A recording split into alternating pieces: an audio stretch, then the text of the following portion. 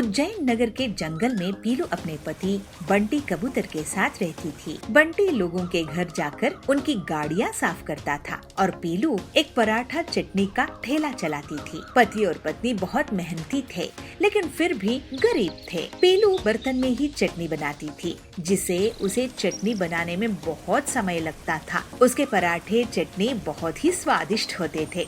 गरीब उसके यहाँ पराठा चटनी खाते थे, लेकिन पीलू को चटनी बनाने में ज्यादा टाइम लग जाता था, जिसकी वजह से ग्राहक वहाँ से चले जाते थे।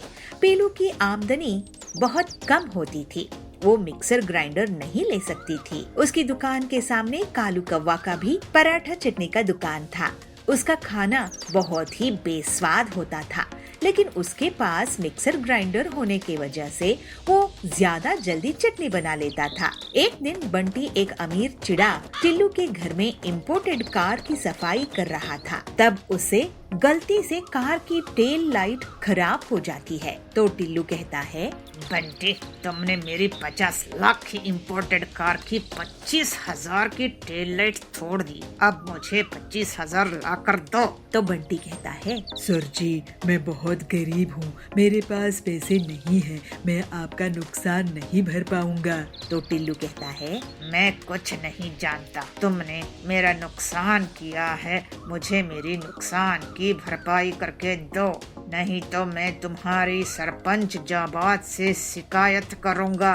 वो तुम्हें जंगल से निकाल देंगे। दुखी होकर बंटी अपने घर आता है और पूरी बात पीलू से कहता है। तो पीलू कहती है, ये तो बहुत बड़ी मुसीबत आ गई है, इतने पैसे हम कहाँ से लेकर आएंगे? बड़ी मुश्किल से तो मेरी दुकान चलती है, इतनी तकलीफ से घर का खर्च निकलता है, किराया भरना भी मुश्किल हो जाता है, हर दिन जैसे तैसे निकालना पड़ रहा है और नुकसान की भरपाई करना कितनी बड़ी मुसीबत है। मुझे तो बहुत डर लग रहा है, जाबाज जी तक बात पहुंच गई तो हमें तो एक जंगल छोड़ना पड़ेगा।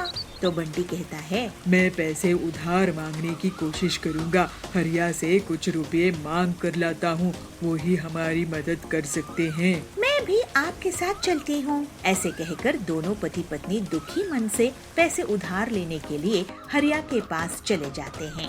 बंटी कहता है, हरिया, बहुत बड़ा नुकसान हुआ है, टिल्लू सर को 25,000 रुपए हमें देने पड़ेंगे। अगर हमने पैसे वापस नहीं किए तो हमारे ऊपर बहुत बड़ी मुसीबत आ जाएगी, अब तुम ही कुछ करो। तो हरिया कहता है, क्या बात कर रहे हो बबलू भाई, ऐसे कैसे हो गया? आखिर काम में ऐसा होता ही रहता है ना। तो पीलू कहती है, हरिया भैया, हमारा काम ही तो नहीं चलता है ना, सिर्फ नुकसान ही होता रहता है। तो बंटी बोलता है, हाँ हरिया, बहुत मुश्किलें हैं भाई। तो हरिया कहता है, बंटी भाई, मैं तो अनजान लोगों की मदद कर देता हूँ, तुम तो घर के हो भाई, आप लोग घबराओ मत। पीलू भाभी, मैं मदद जरूर करूँगा।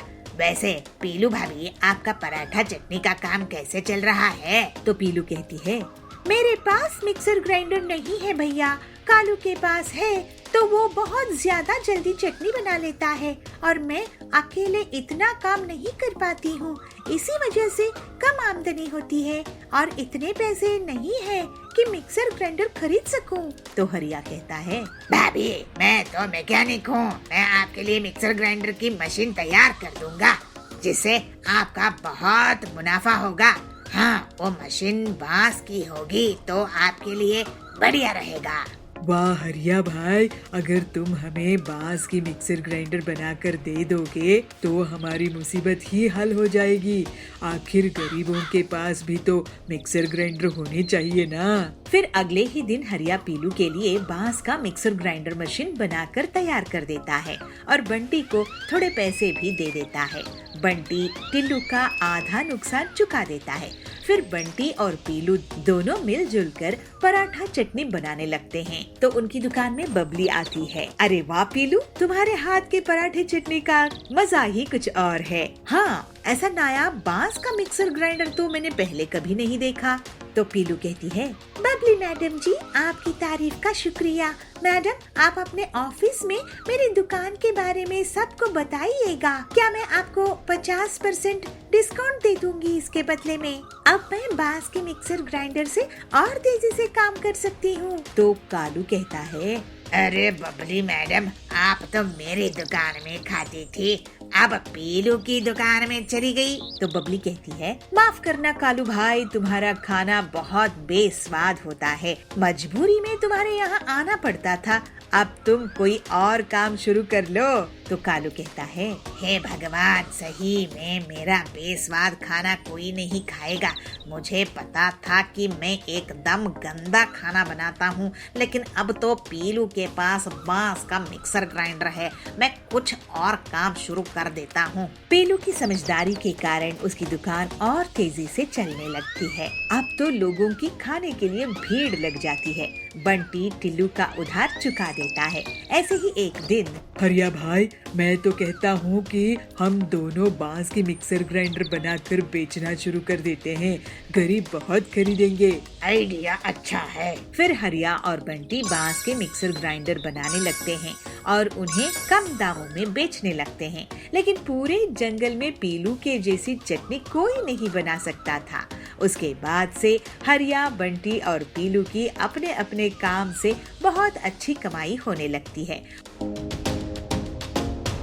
सोनापुर गांव के जंगल में पीलू चिड़िया रहती थी। वो बहुत ही गरीब थी। पीलू कुछ बकरियों को पालती थी। फिर वो उन बकरियों का दूध बाजार में बेच देती थी, जिससे उसके घर का खर्चा चलता था। लेकिन उसको पैसे हमेशा कम ही पड़ते थे। पीलू की बूढ़ी माँ बबली उसके साथ रहती थी। पीलू, पीलू बेटी, तू इतना मेहनत करती है, लेकिन फिर भी हमारी घर की दशा ऐसे ही है। मैं बूढ़ी भी तुझ पर बोझ हूँ। मुझसे तेरा ये हाल नहीं देखा जाता। तो पीलू कहती है, नहीं माँ, तुम चिंता मत करो, जल्द ही सब ठीक हो जाएगा। एक दिन पीलू का मामा हरिया तोता उसके पास आता है। अरे पीलू बेटी, तू ईमानदारी से इतनी मेहनत कर रही है, लेकिन अभी भी तू गरीब ही है।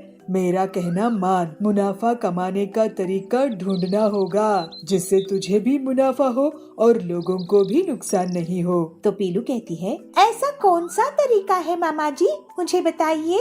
तो हरिया बोलता है, अभी कुछ दिनों में गांव में मेला लगने वाला है। आसपास के गांव वाले भी आएंगे। इन बकरियों का दूध बेचने से काम नहीं चलेगा। फिर पीलू पूछती है, लेकिन मैं और बकरियां कहाँ से लाऊं मामा जी?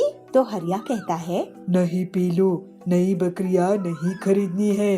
इन्हीं बकरियों को सोने का बनाना है। सोने की बकरियां? पीलू आश्चर्य से पूछती है। फिर हरिया बाजार में से सुनहरा रंग लेकर आता है और उन्हें सोने का पेंट कर देता है। इस तरह से पीलू अब मेले में सोने की बकरियों का दूध कहकर बेचने लगी। मेले में आए लोगों ने महंगे दामों में उन बकरियों का दूध खरीदा और इस तरह से पीलू का लालच और बढ़ गया। वो घमंडी हो गई और बहुत अमीरी भरी जिंदगी जीने लगी। बंटी कबूतर उस गांव में गाय का दूध बेचता था। वो ये सब देखकर हैरान हो जाता है। इस पीलू के ऊपर किसी साधु महात्मा ने कृपा की है, जिससे उसकी बकरियां सोने की हो गई है, लेकिन मेरी गाय तो नॉर्मल है। काश मेरा ऊपर भी वो साधु महात्मा कृपा कर दे, नहीं तो मुझे मेरा दूध का काम बंद करना पड़ेगा। ऐसे बंटी सोचता है।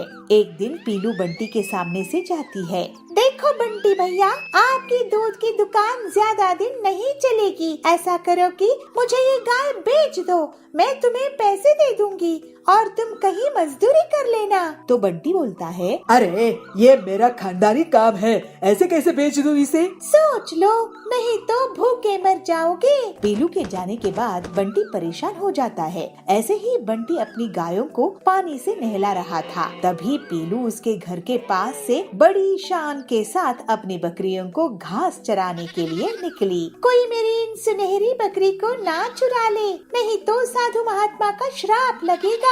और बंटी भैया, तुम सोचे कि नहीं अपनी गाय बेचने के बारे में? भूखे मर जाओगे, भूखे। इस तरह से पीलू के चिढ़ाने पर बंटी को गुस्सा आ जाता है और वो उसकी तरफ पानी के पाइप का मोड़ देता है। फिर सुनहरी बकरियों पर वो पानी गिरता है और उनका सुनहरा रंग धुलकर निकल जाता है। पूरे जंगल वाले इसको देखकर चौंक जाते हैं। अरे ये क्या, पीलू की सुनहरी बकरियों का रंग उतर गया। पीलू ने पूरे गांव को मूर्ख बनाया है। इसने अपनी बकरियों को सोने के रंग से पेंट कर दिया और सोने की बकरी का दूध बताकर बेच रही थी। ये सुनकर सभी गुस्से में आ जाते हैं और सारे पक्षी मिलकर पीलू की पिटाई कर देते हैं। मुझे माफ कर दो, मुझे कोई वरदान नहीं मिला था, मैंने आप सबको ठगा है। अब मैं आप सबको पैसे वापस कर दूंगी, ऐसे पीलू बोलती है। इस तरह से पीलू को उसके लालच का फल मिल जाता है और बंटी की ईमानदारी के कारण उसकी दुकान अब बहुत ज्यादा चलने लगती है। सभी पक्षी अब उसकी दूध की दुकान से ही दूध लेते थे। अब बंटी खुशी खुशी रहने लगता है।